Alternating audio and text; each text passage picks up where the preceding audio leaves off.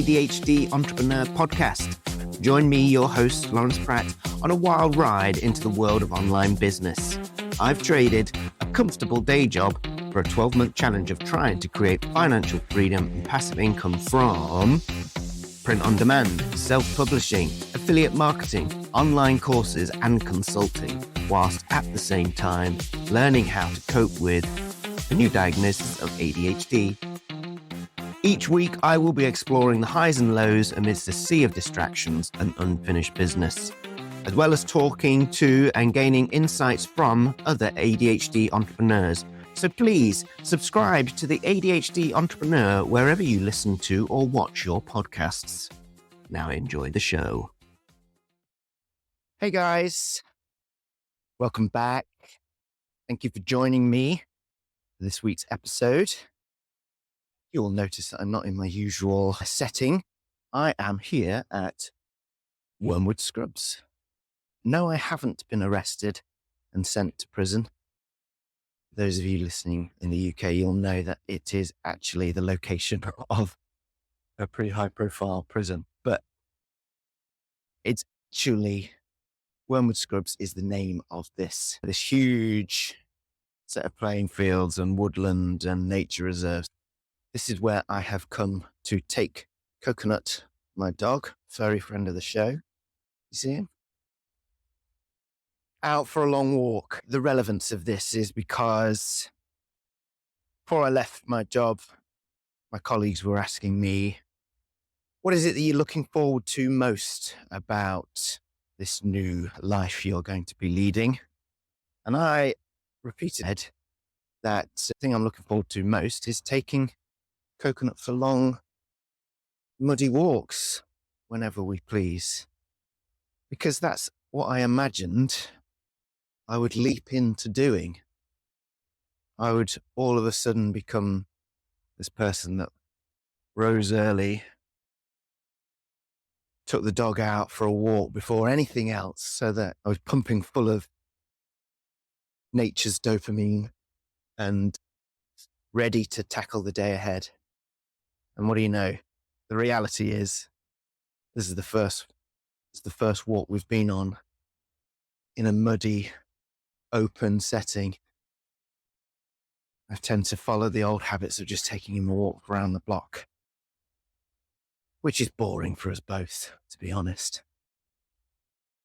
But anyway, it's also led me on to this week's topic, really, and that is reflecting on how, since I've started this new project, how I've been managing my ADHD throughout this process and reflecting on that. Because I think last week's episode, because it'd been a while because of the Christmas break, I think it was, on reflection, it was rather full of details about things that I'd done inside the projects, which, unless you guys listening are doing similar projects, it might not have been really that interesting from an ADHD point of view. So I felt that this week's episode should actually probably focus a little bit more on just how coping and dealing with trying to manage the ADHD. As you can see, as I've explained, the walking aspect, although I had planned to do that, I haven't really done, but we're here now, and that's good. So we may find ourselves on one or two more of these walking podcasts in the future. As well as that, I said, I think exercise as well. I haven't really dived into that too much. I booked myself a PT instructor, and I had 3 sessions one week, and then realized that I couldn't necessarily afford to keep that up at that frequency. So I'm now doing one a week for the next month.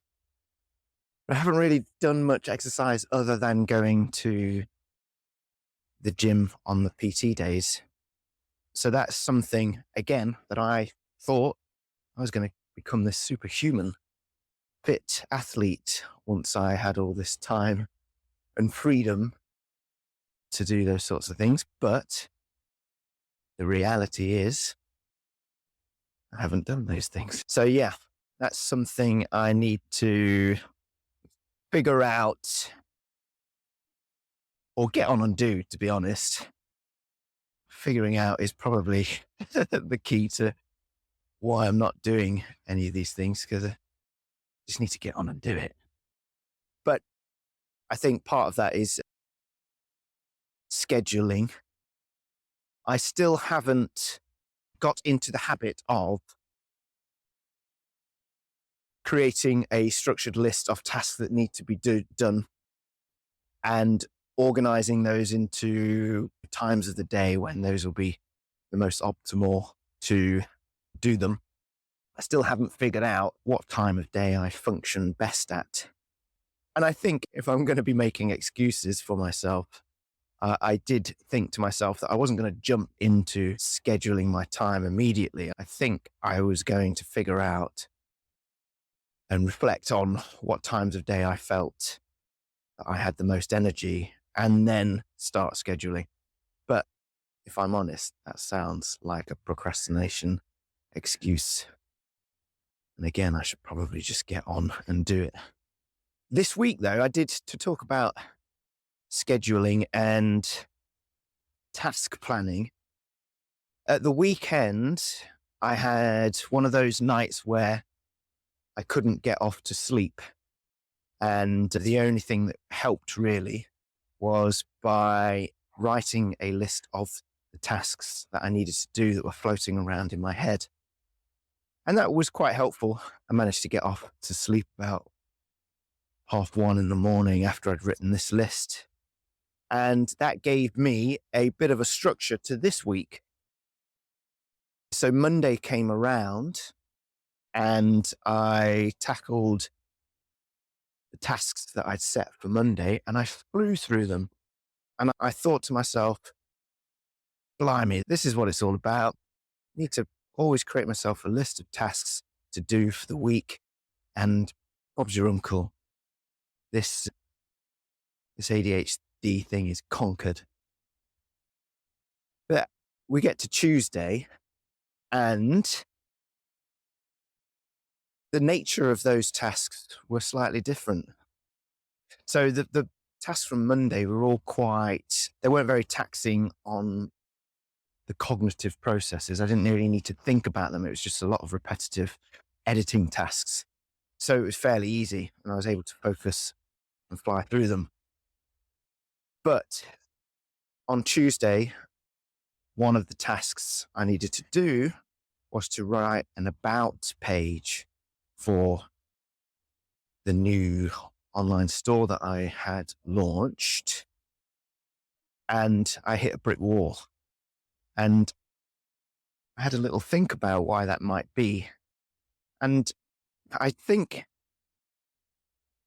we've got this fear of sharing, not personal information, but I understand the irony of saying I've got a fear of sharing whilst recording a podcast about my week.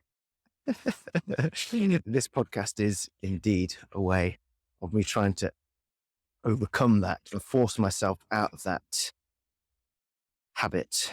But anyway, I was faced with it on Tuesday. I really didn't want to write this about page and tell people why they should be buying things from the shop because of who I am and what I do and why I do it. And that got me thinking, I think it was possibly because it was to do with authenticity, really. Now, I'm not saying that what I'm doing is not authentic or I'm trying to, in any way, what's the words I'm looking for? I don't think I'm trying to lie about what I'm doing. I think that because of my ADHD tendencies, it means that I've not got a split personality. That's taking it too far, but I feel like there's lots of different versions of me that has lots of different interests. And when you try and isolate one of those things, and because that's what it's to this case, in this case, it was for the online store where, because my graphic design past, it's all about illustrating and doing fun illustrations and putting those on, printing those on products and stuff. And I don't know, it just felt that just isolating that one thing didn't tell the whole story about me. And in that sense, I was just worried that about feeling authentic or getting comfortable with saying to people, this is who I think I am. This is what I actually feel like I am, and sharing that with people. So I wonder if you guys have anything that resembles that, because you have many interests due to moving on from different tasks and projects all the time. Does that play with your sense of identity and who you are? And how do you overcome that? Do you find it easy to just try and explain to people what it is that you're doing, or your purpose, or what drives you? So anyway, that was one of the things that really hit home. I think I need to work on maybe trying to write a bit of a backstory and get comfortable with talking to people about it.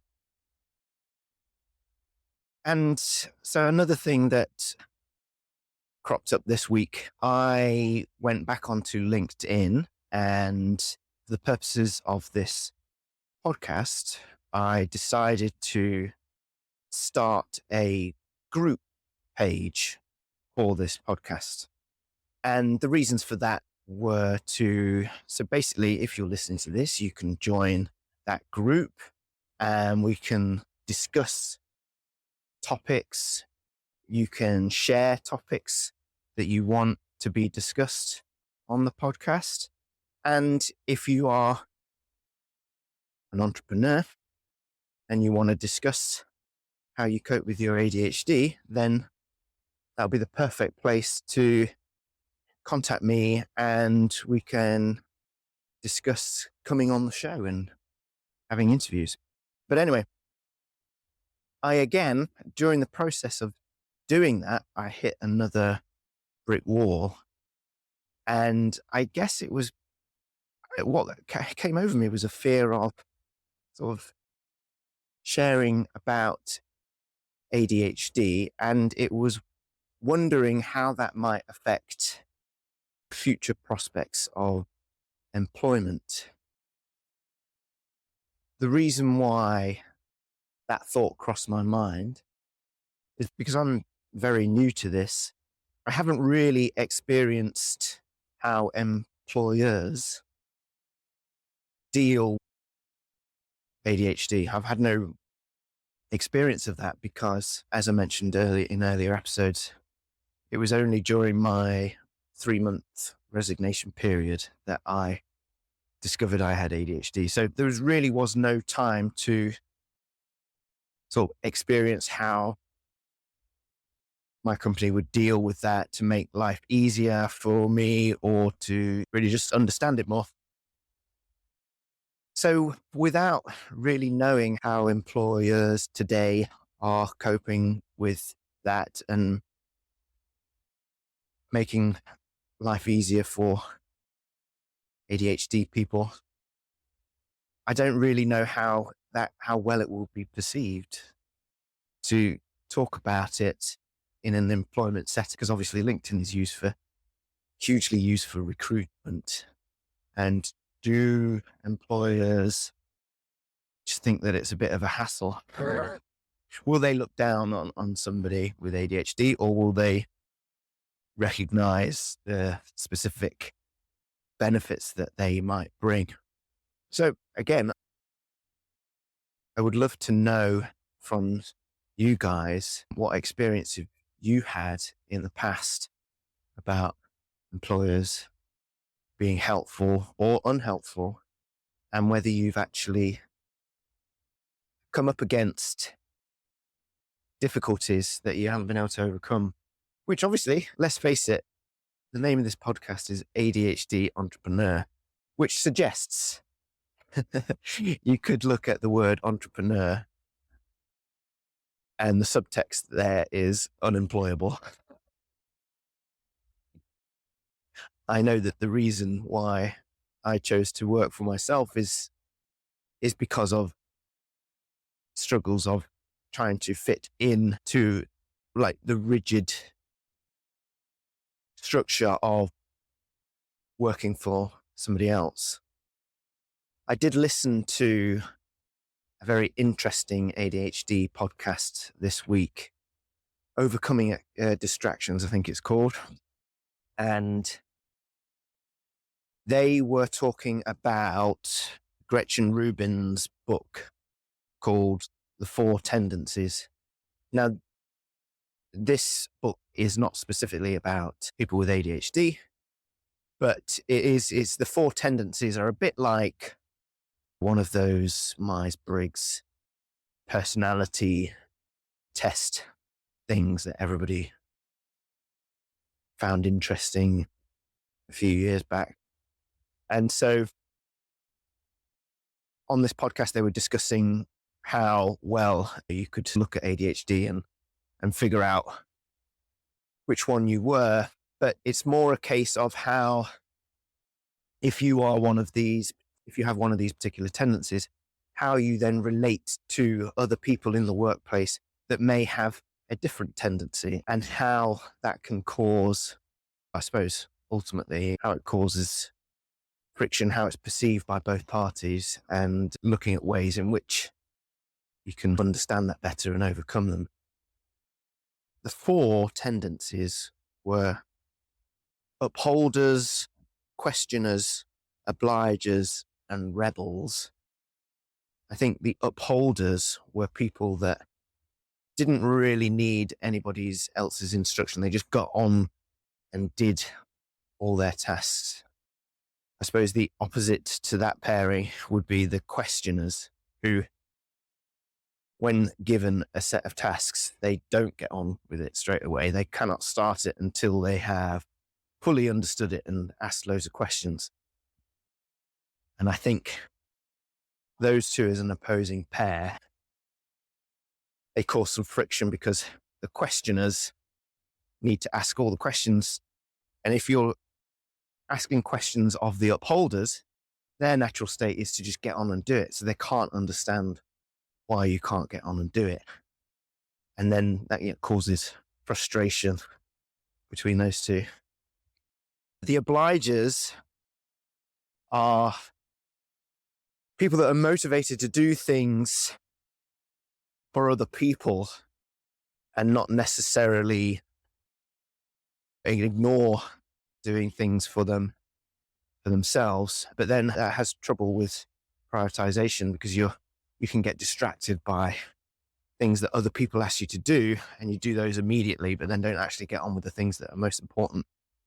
And in contrast to that, those are the rebels, who, I'm right in saying, is that they tend to not do anything that anybody else wants them to do, and they just go their own way and tend to rub people the wrong way. But they maybe are truer to themselves. That's just a little quick summary of what that podcast was about, and I found that really interesting. And I think that's really important for understanding how relationships work in the workplace. If you want to listen to that, overcoming distractions. So I'll put a link in the show notes to that. But yeah. Anyway, I did set up the group page on LinkedIn. So please do, if you're on LinkedIn, head on over to that and join it and get in touch and give me some ideas for topics that you want to talk about. And I think more importantly, reach out and let's have a chat. I do want to reflect on some wins this week. So I finally managed to do some video posting for social media. So I got into some video editing software for just doing little funky promotional videos. That's a fun thing I like to do. So I felt good about that. I figured out how to set up a Facebook and Instagram shop so that I can actually, when social posting, I can actually link to those product items. So that took a little bit of a faffing about with to get figured out, but that's done now. So I feel now that I can get on and do that quite easily now. So that feels like some progress. I had a little bit of research. Last week I was talking about marketplaces, and that really I wanted to be making sure that I was marketing to the US market. And for me to do that on Etsy, I figured out that I need to duplicate lots of products and then set a specific shipping profile and production partner for the US so that those products really are accessible to that marketplace. So that's going to require quite a bit of work, but I think that's going to be really worthwhile.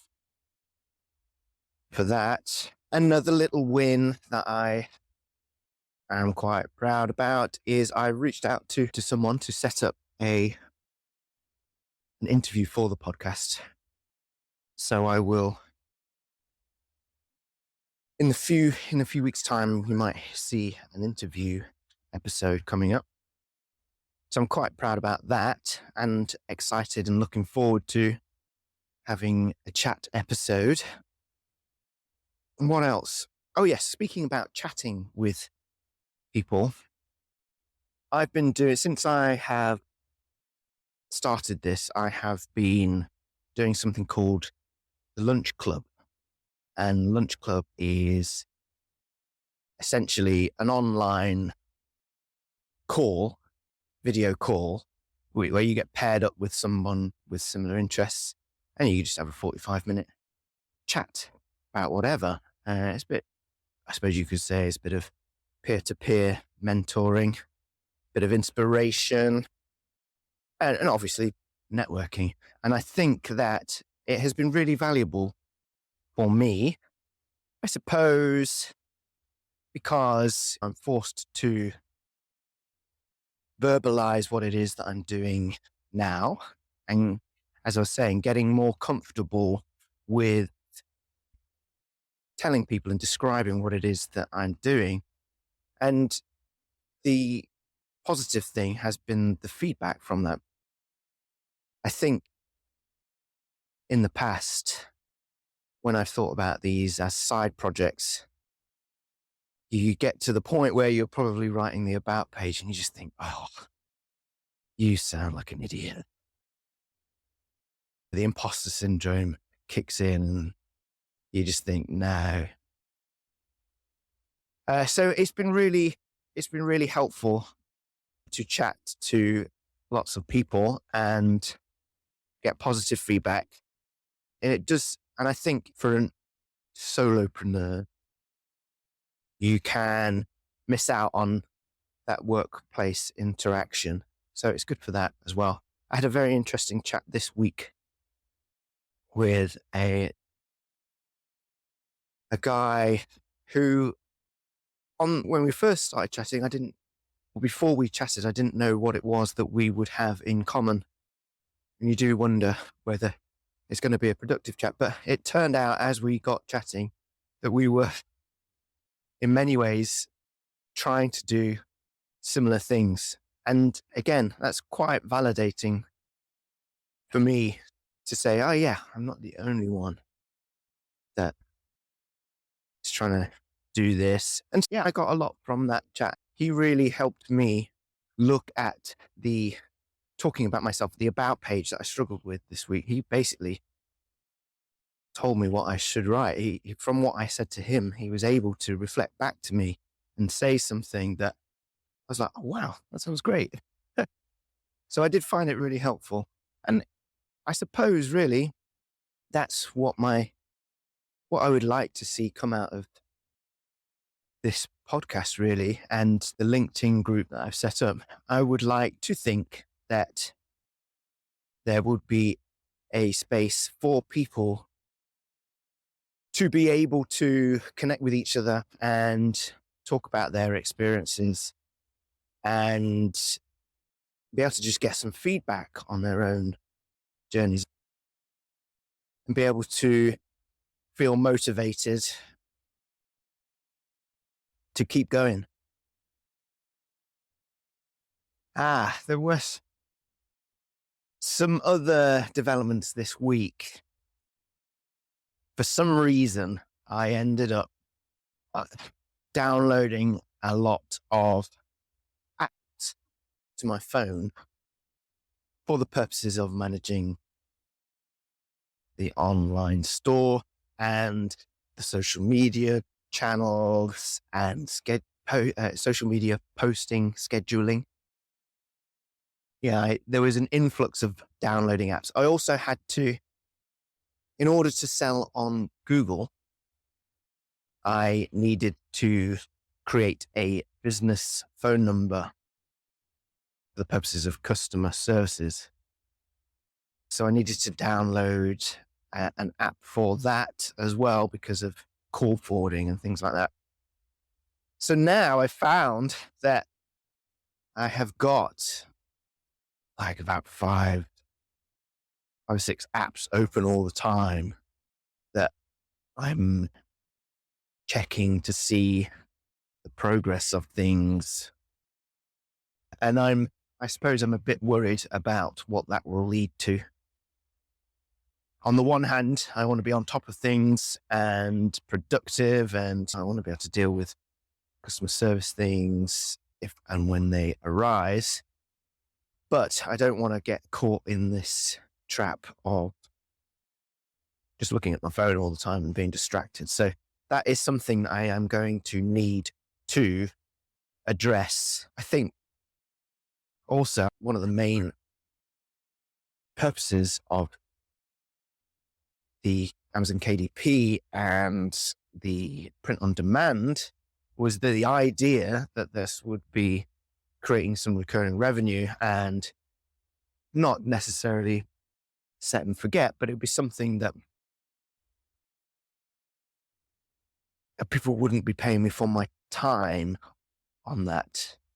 So yeah, creating a customer services phone number did set off a little alarm bell of fear in my head with thought that I'm going to be dealing with returns or shipping or things like that.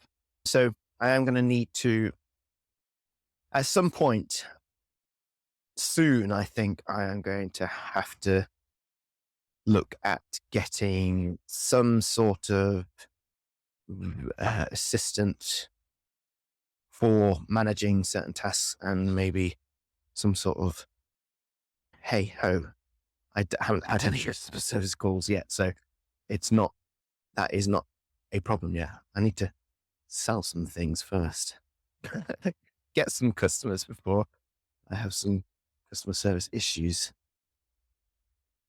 So yes, I would be interested to know how you guys manage your phone health, your phone hygiene. Is that a word? Is that a phrase? Yeah, I'd be interested to know how you manage that. I don't yet know how I'm going to deal with that, but the problem hasn't arisen for yet. To watch this space on that. So yeah, I think that's really all I've managed to do this week. Coconut has just discovered that there's an Alsatian to perhaps chase. I don't know if that's a good idea. You go and wee on the goalpost. Anyway, thank you for listening. I think I've reached the rambly part. That was hard to believe. That hasn't all been a ramble, but I think we're getting to the point now where I could completely stop making sense and get off topic. So anyway, what do I want you to do?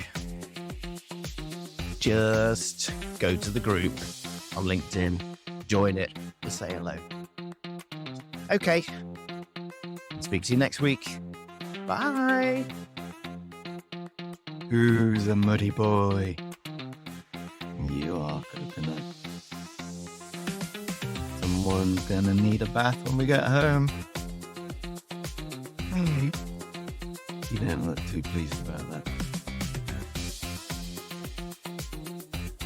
All right.